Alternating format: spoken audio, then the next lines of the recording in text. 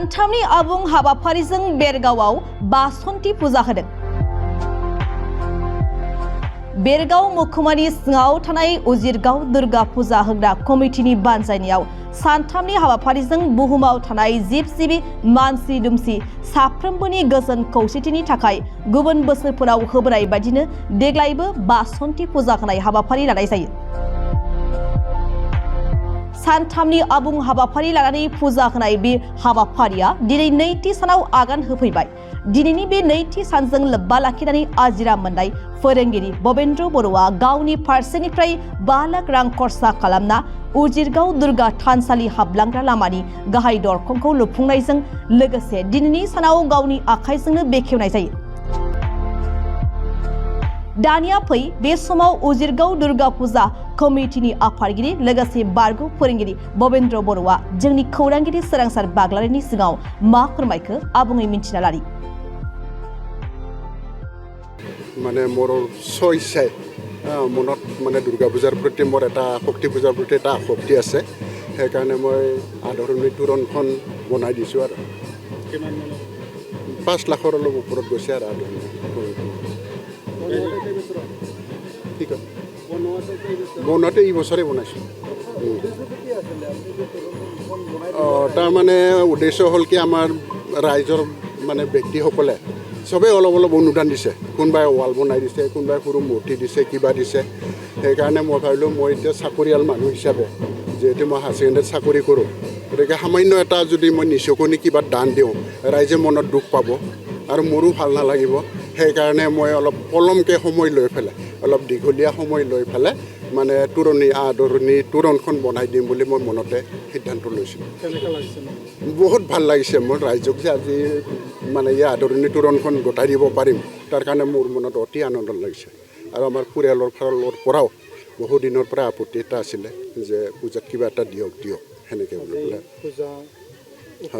হয় হয় আজি পূজা উপলক্ষে উদ্বোধন কৰাৰ কাৰণে মোৰ বহুত ভাল লাগিছে, কাৰণ আমাৰ গোটেই ৰাইজে একগোট হৈ ওলাইছে আৰু মোক যে ইমান আদৰণি জনাইছে ভাবিব নোৱাৰাকৈ। গতিকে মই কি বুলি ক'ম, কি দিম ৰাইজক, আৰু মোৰ মনত মানে সেইটো সদায় প্ৰশ্ন হৈ থাকে।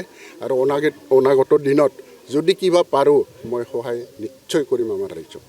নতুন প্ৰজন্মৰ কাৰণে এটা চিন হৈ থাকক, আমাৰ গাঁওখনৰ কাৰণে এটা পৰিচয় হৈ থাকক, সেইটো মই সদায় কামনা কৰোঁ।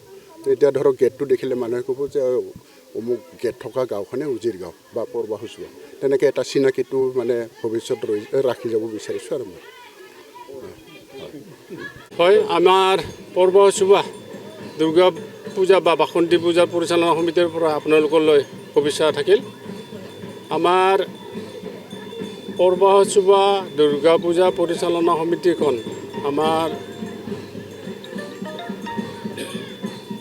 1767 চনতে স্থাপিত হোৱা বুলি আমি ধাৰণা কৰিছোঁ। কিন্তু আমাৰ যিসকল তীৰ্থযাত্ৰী আহিছে, বিশিষ্ট ব্যক্তি আহিছে, তেওঁলোকে আমাক কৈছে বহুত বছৰ আগত আপোনালোকৰ 5 চৰ কম হোৱা নাই, তথাপিতো আমি আজি 1767 চনতে এষ্টাব্লিছ হোৱা বুলি ধাৰণা কৰিছোঁ আৰু সেইটোকে লিপিবদ্ধ কৰি ৰাখিছোঁ। এতিয়া আমাৰ দুৰ্গা পূজা আমি একাধিক্ৰমে পূৰ্বৰ পৰা পালন কৰি আহি থকা হৈছে আৰু বৰ্তমান আমি বাসন্তী পূজা একাধিক্ৰমে আগৰ পৰাই পালন কৰি থকা হৈছে। আজি আমাৰ মহাষ্টমী পূজা, এই মহাষ্টমী পূজাৰ আমি দ্বিতীয় কাৰ্যসূচী আজি।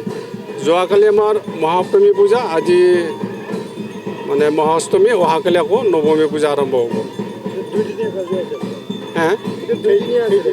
আমাৰ এতিয়া 3 দিনীয়া কাৰ্যসূচী, আজি দ্বিতীয় কাৰ্যসূচী। আৰু এই দ্বিতীয় কাৰ্যসূচীত আমাৰ জলায়ন প্ৰথম কাৰ্যসূচী, দ্বিতীয়তে আমাৰ নৱপত্ৰিকা প্ৰৱেশ, তাৰপিছত আমাৰ গেটৰ উদ্বোধন হ'ব।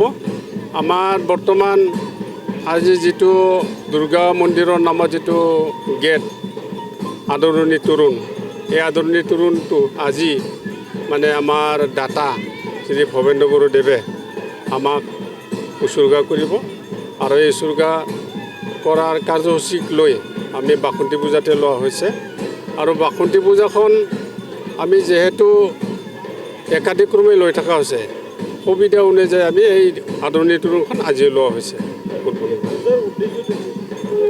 পূজাৰ উদ্দেশ্য আমি পূৰ্বৰ পৰাই যেহেতু পালন কৰি আহিছে, আমি ভাবিছোঁ আমাৰ গাঁৱৰ মানুহবিলাকে কৈ আহিছে ভাবি আহিছে বা আমি চিন্তা চৰ্চাকাৰত এটা তাৎপৰ্য আছে এতিয়া আমি দৰ্শনাৰ্থী যদি দৰ্শন কৰি পেলাই কিবা যদি মানে মনৰ কামনা কৰিব বিচাৰে তেখেতসকলে প্ৰাপ্য এটা পোৱা আজিৰ পূজাৰ লগতে ইটোৱে কাৰ্যসূচী আছে খালি আমাৰ আদৰণি তোৰণ উদ্বোধন